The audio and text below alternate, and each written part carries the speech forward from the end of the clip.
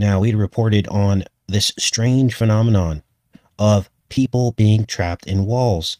And then we went to the book of Ezekiel and we found a verse in the Bible that talked about these unclean spirits trapped inside these walls as God was rebuking the god of Tammuz, the false god Tammuz, and the people that were weeping for Tammuz.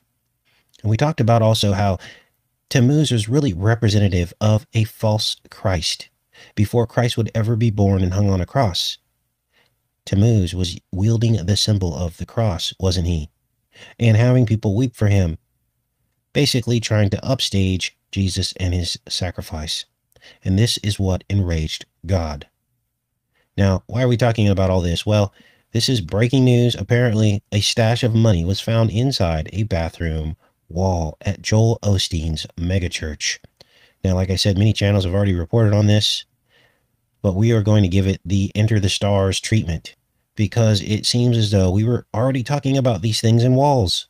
This is crazy, you guys. Now, what does this all point back to? Well, Pablo Escobar liked to hide things in walls, didn't he? He liked to hide things in fields and farmers' fields. This is where he put all his cash.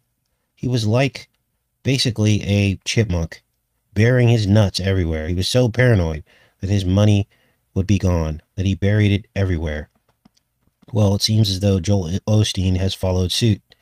7 years after an estimated $600,000 was stolen from a safe at Joel Osteen's Houston megachurch, envelopes full of money were found hidden in a bathroom wall there, the church has confirmed. The story of the November 10th discovery came to light Thursday when a man identifying himself as a plumber called the morning bullpen radio show at Houston's Kilt, the Bull. He described the events that occurred while he was making a plumbing repair at Lakewood Church. There was a loose toilet in the wall. We removed the tile. We went to go to remove the toilet, and I moved some insulation away, and about 500 envelopes fell out of the wall. And I was like, oh, wow. Well, this guy must have felt like he hit the jackpot. Unfortunately, he doesn't get to keep any of that money. But something was revealed, just like it was in Ezekiel. The unclean spirits, the false gods. He said they ended up pulling out about 3,000 envelopes containing cash and checks. He did not estimate how much was found, and the church's statement didn't either.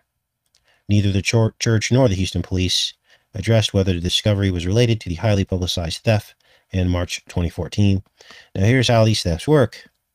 Thefts, I believe, you can write off as a loss.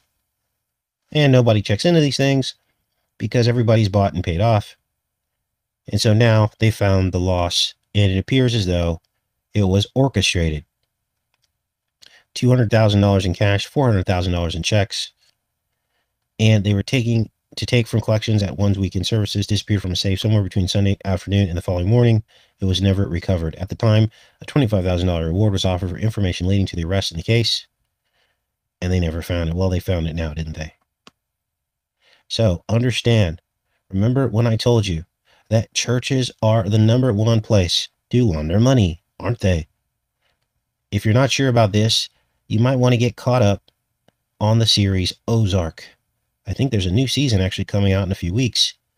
But if you watch seasons 1 through 3, you will see how churches are used to launder money.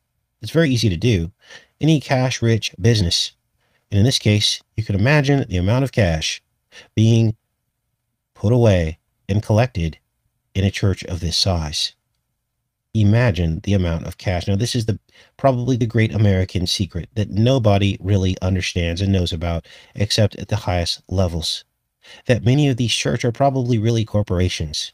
They're probably really originated by billionaires, if you really were to dig in and find out where the roots of these churches are. They hire someone that sounds great, sounds cool, and can influence a lot of people as the pastor. And then that's when the money laundering begins.